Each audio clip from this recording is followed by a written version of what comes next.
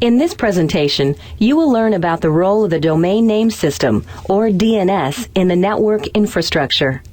At the end of this presentation, you will be able to explain the role and benefits of DNS in the network infrastructure, define the key components of DNS, discuss the DNS domain name space, discuss DNS zones and zone transfer, discuss DNS name servers, explain how the host's name resolution process works, and explain forward lookup queries. In Transmission Control Protocol, Internet Protocol, or TCP/IP networks, many components are used to ensure that each TCP/IP host can communicate with other TCP/IP hosts and access network resources. After the introduction, we will cover the key components of DNS and how the host's name resolution process works. DNS is a distributed database with a hierarchical structure that can serve as the foundation for host name resolution in a TCP/IP network. DNS is used by most internetworking software, such as electronic mail programs and web browsers, to locate servers and to resolve or map a user-friendly name of a computer to its IP address. For example, a computer name such as webserver1.training.microsoft.com maps to an IP address of 192.168.0.18. Although DNS is most commonly associated with the Internet, private networks also use DNS because of the following benefits. Convenience. User-friendly names are easier for people to remember than numerical IP addresses. Consistency. IP addresses may change, but the server names can remain constant. Simplicity. Users need to learn only one naming convention to find resources on either the Internet or on an intranet. Now let's take a look at key components of DNS. To understand how DNS maps to IP addresses, you will need to understand the following three components: DNS domain name space, zones, and name servers. The DNS domain namespace provides the structure of a DNS distributed database. Each DNS domain has a unique name. The DNS domain namespace has a hierarchical structure. The root domain is at the top, and it is represented by a period. Below the DNS root domain, the top level or first level domains are organizational types. For example, org is used for non-commercial organizations, com is used for commercial organizations, edu for educational organizations, and au for geographical designations such as Australia.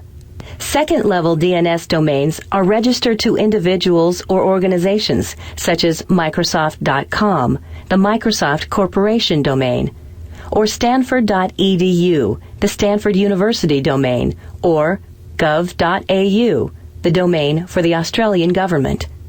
Second-level DNS domains can have many subdomains, and any domain can have hosts.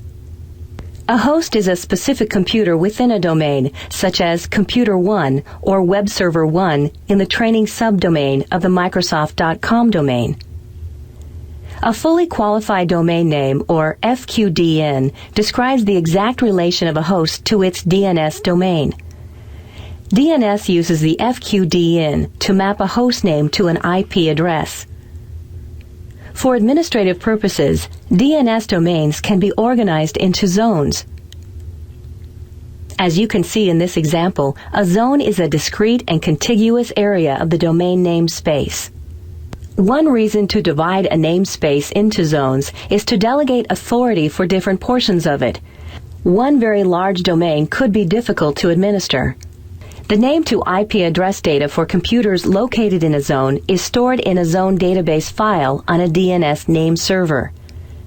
One name server holds the primary zone database file for a zone. That name server is said to have authority for making changes to the zone file.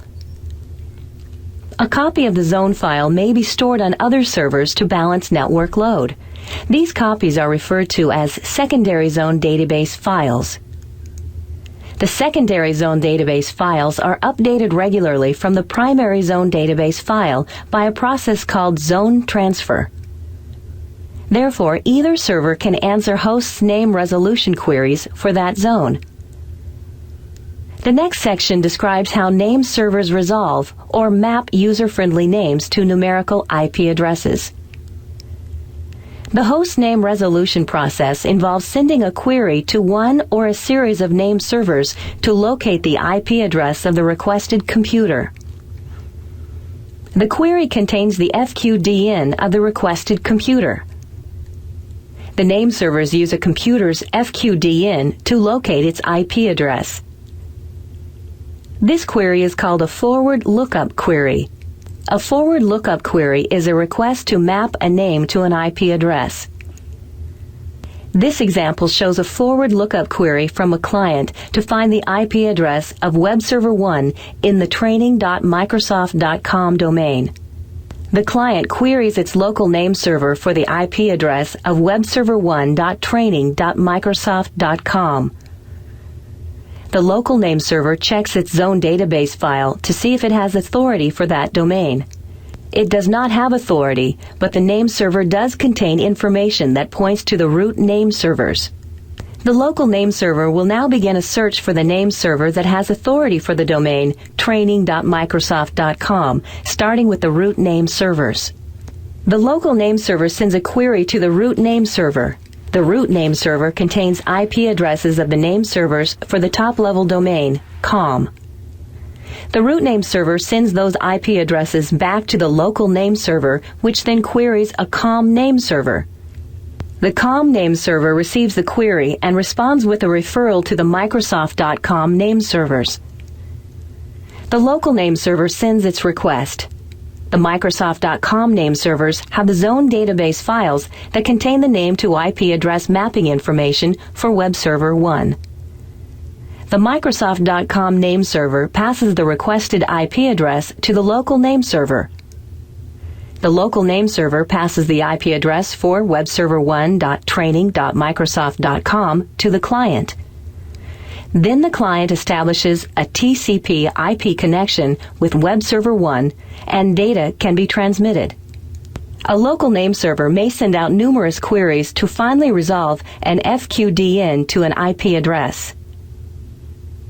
In this presentation, you saw the key components of DNS: the DNS domain name space, DNS zones and zone transfer, DNS name servers, how the host name resolution process works, forward lookup queries, and why DNS is an integral part of client-server communication in TCP/IP networks.